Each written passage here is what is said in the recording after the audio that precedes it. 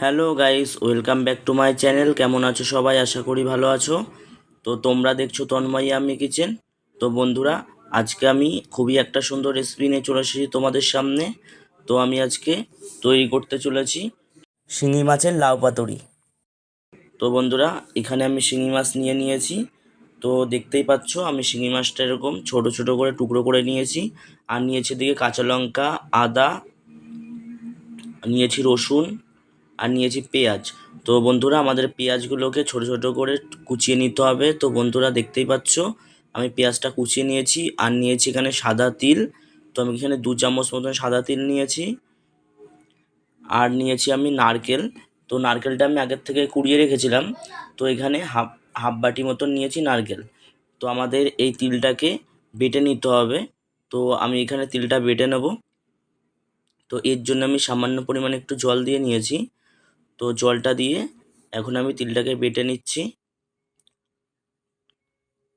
তো বন্ধুরা, তিলটাকে আমাদের ভালো করে বেটে নিতে হবে। তো আমাদের বাটা হয়ে গেছে। এরপর আমি নারকেলটা বেটে নেব একইভাবে।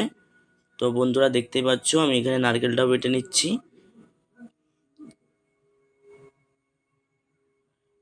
তো আমাদের নারকেলটা বাটা হয়ে গেছে। এখন আমি এটা একটা বাটির মধ্যে তুলে নিলাম। আর আমাদের যে আদাটা ছিল সেটা আমরা এখানে বেটে নেব। তো বন্ধুরা, আদাটা আমি বেটে নিয়েছি। এরপরে আমাদের যে রসুনগুলো ছিল সেটাও আমাদের বেটে নিতে হবে। তো একইভাবে আমি রসুনটাও বেটে নেব।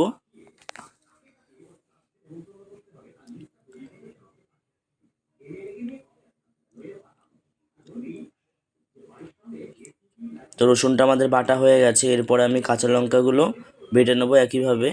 তো বন্ধুরা, শিলে বাটার মশলার টেস্টই আলাদা। তো আজকে আমরা অন্যরকম করে রান্না করছি মশলাটা শিলে বেটে। এরপরে আমি শিঙি মাছটা নিয়ে নিয়েছি আর এখানে স্বাদ মতন লবণ দিয়ে নিয়েছি। তো এরপরে আমাদের যে কেটে রাখা পেঁয়াজটা ছিল সেই পেঁয়াজটা আমরা এখানে দিয়ে দিয়েছি। এরপরে দেবো আমি 1 চা চামচ আদা বাটা, 1 চা চামচ দেবো রসুন বাটা, 1 চা চামচ দেবো লঙ্কা বাটা, আর দেবো আমি 2 চামচ সাদা তিল বাটা। তো আমি নারকেলটা বেটে রেখেছিলাম, সেই নারকেলটা আমি দিয়ে দেবো এখানে 3 চামচ। তো আমি 3 চামচ এখানে নারকেল দিয়ে দিয়েছি। এরপর আমাদের দিতে হবে সামান্য পরিমাণ চিনি। আর দেবো আমি 1/2 চা চামচ হলুদ গুঁড়ো। আর দেবো আমি কাশ্মীরি লঙ্কার গুঁড়ো 2 চা চামচ। তো এরপরে আমি সামান্য সর্ষের তেল এখানে অ্যাড করে দেব। তো সর্ষের তেলটা দিয়ে আমি এখানে বন্ধুরা ভালো করে মাখিয়ে নেব। তো শিঙি মাছের সাথে আমাদের এই মশলাগুলো আমাদের ভালো করে মাখিয়ে নিতে হবে। তো বন্ধুরা দেখতেই পাচ্ছ আমি এখানে ভালো করে মাখিয়ে নিয়েছি আর আমাদের মাখানো হয়ে গেছে। এরপরে আমাদের নিতে হবে লাউ পাতা। তো আমি আগের থেকে লাউ পাতাগুলো ভালো করে ধুয়ে রেখে দিয়েছিলাম। তো বন্ধুরা, আমি এখানে 2টো লাউ পাতা নিয়েছি একই সাথে। তো লাউ পাতার মধ্যে আমাদের শিঙি মাছটা দিয়ে দিতে হবে। শিঙি মাছটার উপরে আমাদের কিছুটা মশলা এখানে দিয়ে নিতে হবে। তো এখানে আমি কিছুটা মশলা দিয়ে নিয়েছি। এর উপরে লাউ পাতাটা এরকম করে মুড়িয়ে নিতে হবে চারি সাইডটা সুন্দর করে।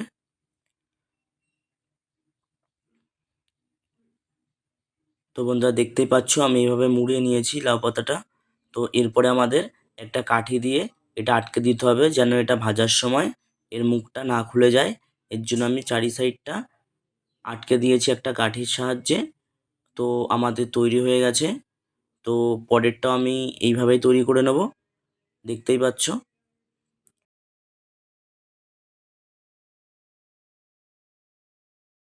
আগে যেভাবে দিয়েছিলাম তো এটাও ঠিক একইভাবে মুখটা আটকে দেবো একটা কাঠির সাহায্যে।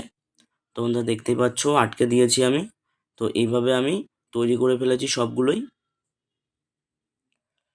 তো বন্ধুরা, এই রেসিপিটা বাড়িতে অবশ্যই বানাবেন, খুবই সুন্দর একটা রেসিপি আর খেতেও অসাধারণ। একবার যদি খান তাহলে কখনো ভুলতে পারবেন না এই রেসিপিটা। তো অন্যদিকে আমি একটা কড়াইয়ের মধ্যে দিয়ে দেবো তেল। তো সর্ষের তেলটা আমি ভালো করে গরম করে নেব। এরপরে আমি এটা দিয়ে দেবো। তো আমাদের এটা এক এক করে দিয়ে দিতে হবে। তো আমি এখানে প্রথমে 4টে দিয়ে দিয়েছি, দেখতেই পাচ্ছ। তো এটা আমাদের ঢেকে দিতে হবে 2 থেকে 3 মিনিটের জন্যে, যাতে এটা ভালো করে ভিতর থেকে সিদ্ধ হয়ে যায়। তো আমি এটা 2 থেকে 3 মিনিটের জন্য ঢেকে রেখেছিলাম। এবার আমি এর ঢাকনাটা তুলে দিয়েছি। তো বন্ধুরা দেখতেই পাচ্ছ কতটা সুন্দর ভাজা হচ্ছে। এরপরে আমি অপর সাইডটা ঠিক এইভাবে উল্টে দেবো। তো অপর সাইডটা আমি ভেজে নেব। আর এটা আমি আবারও 2 থেকে 3 মিনিটের জন্য ঢেকে রেখেছিলাম। তো বন্ধুরা এখন আমি তুলে নিয়েছি, দেখতেই পাচ্ছ এটা আমাদের ভাজা প্রায় হয়ে গেছে। তো এটা ভাজার সময় আমাদের গ্যাসের ফ্লেমটা মিডিয়াম টু লো ফ্লেমে দিয়ে রাখতে হবে, নাহলে কিন্তু এটা বাইরে থেকে পুড়ে যাবে আর ভিতর থেকে কিন্তু এটা হবে না। এর জন্য আমরা গ্যাসের ফ্লেমটা আস্তে দিয়ে রাখবো। তো বন্ধুরা এটা আমাদের ভাজা হয়ে গেছে, এখন আমি এটা তুলে নেব এক এক করে। তো বন্ধুরা এখানে আমি সবগুলোই তুলে নিয়েছি, দেখতে পাচ্ছ। তো বন্ধুরা শিঙি মাছের লাউ পাতুরি আপনারা খুব কম সময়ে বাড়িতে বানিয়ে ফেলতে পারবেন। এই রেসিপিটা আপনারা কিন্তু অবশ্যই বাড়িতে চেষ্টা করবেন এই রেসিপিটা তৈরি করার জন্যে। খুবই সুন্দর আর খুবই দুর্দান্ত এই রেসিপিটা। আপনাদের বাড়িতে যদি কখনো কোনো গেস্ট এসে থাকে তাহলে অবশ্যই এটা বানিয়ে খাওয়াবেন, বা আপনারা নিজেরাও বানিয়ে খাবেন। খুব সুন্দর এই রেসিপিটা। আর আমার ভিডিওটা যদি আপনাদের ভালো লেগে থাকে তাহলে অবশ্যই কমেন্ট করে জানাবেন, আর একটা লাইক করে দেবেন, শেয়ার করে দেবেন। আর আমার এই চ্যানেলে যদি নতুন হয়ে থাকেন তাহলে একটা সাবস্ক্রাইব করে দেবেন। ধন্যবাদ।